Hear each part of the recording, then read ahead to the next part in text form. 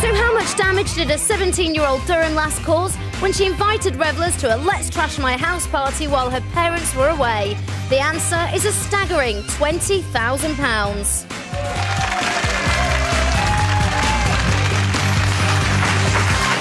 Thanks, Rhett. So in the last bit of this morning's show, we're trying to find out if every family should let their teenage spawn party home alone without mum and dad.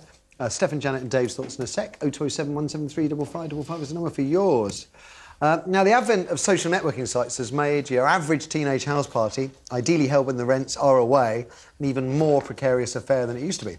Back when I was a teenager, we had the obligatory Croydon gate crashers, scaling the walls, smashing windows, vomiting everywhere and punching my dad. But there were only a couple of hundred of them. Now, thanks to Facebook, MySpace and whatnot, teen parties can get a whole lot bigger. Indeed, 14-year-old Rebecca Javelot's online invitation, that got seriously out of hand. Instead of reaching her 15 closest pals, 21,000 Facebookers RSVP'd, forcing the police to run 24-hour patrols in Hertfordshire. And it can happen to the great and the good. Prince Andrew and Fergie famously left Princess Eugenie home alone for her 16th birthday party 4 years ago. The £30,000 bash, 30 grand for just 50 revellers, still ended in carnage, stained carpets, fag-burned furniture, vomit all over the place.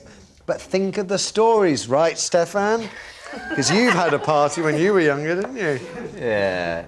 My mum is probably watching, so, Mum, I'm really sorry. But, do they know that you had a party? Well, I don't. She may know, actually. I'm going to ask her after this. She's going to know now. Basically, I was about 14 or 15. She was away for a night, and a bunch of mates came round. We took that yellow Chevette down to the park. Drove it down the park. Drove the car. Such a bad idea. I mean, you know, somebody could have been injured. Thinking back, it was terrible, but at the time it was so exciting. Took the Chevette down to the park, got down down a little hill. Didn't know how to get back up again. Because the idea of putting a handbrake on to be able to then get up the hill, we had to push it all the way back home. We were rubbish. But yeah, I'm really sorry, Mum. Will you let your kids have a do when they're old? Will you go away and leave them? Isn't it? Do you, you know, prohibition didn't work. You know, banning bad stuff doesn't necessarily stop bad stuff happening. Do you try and control it by saying, OK, you can have a party, oh God, and grit your teeth? Or just go away for a little bit and come back for 11 o'clock or 11:30. Not a bad idea. Yeah, well, that was your approach, wasn't it? That was my approach, yeah. Always let them know that you are around, because there is nothing more horribly, horribly awful for a parent to hear about another parent's house is that this weekend it's a free house, which basically means everybody piles in there and does what they want. And the word no is remarkably effective. Also, I have to say, you know, reasonably, kids need each other to be together. They do not need your soft furnishings for a happy event. They certainly don't need your record collection. And actually, they don't want your food either. And your friends make a mess of your house when you have a party. You know, it's always stunning, isn't it, when you have a do and you find somebody put their fag butt in the flower pot or whatever it happens to be. And that's when they know that they have a house that they like as much as you like yours. I don't think you need to provide the background for that do, for them to have a good time.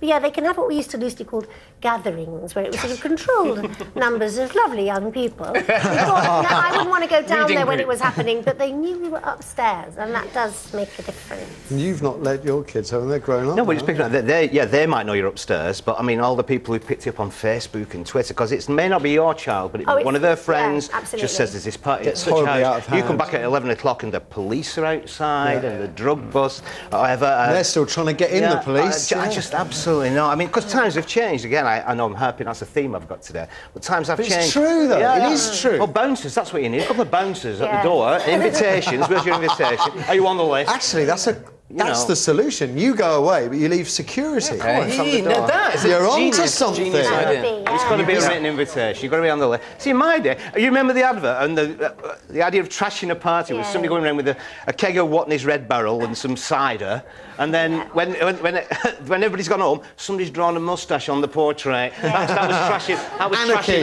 Anarchy. What about you? Is it a rite of passage? Does every teenager deserve a party without mum and dad around? Kirsty. OK, we have Kate on line 1. Kate, good morning. Good morning. So, does every teenager deserve a party without mum and dad?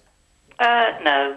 My lad went to a 16th birthday party. Apparently the parents were upstairs, but they provided loads and loads of drink downstairs, and my lad's friend spent the best part of the evening throwing up all over the place.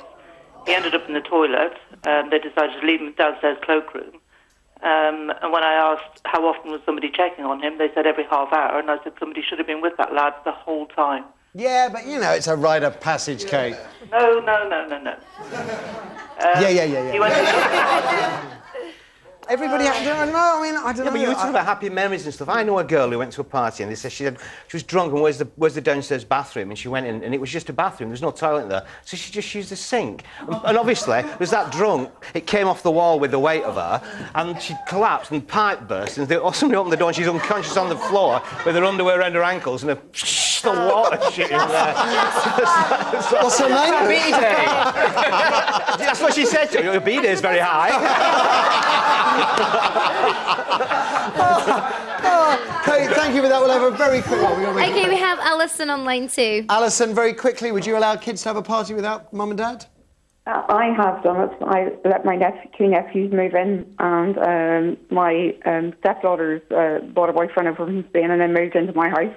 And every occasion when we went out, they partied.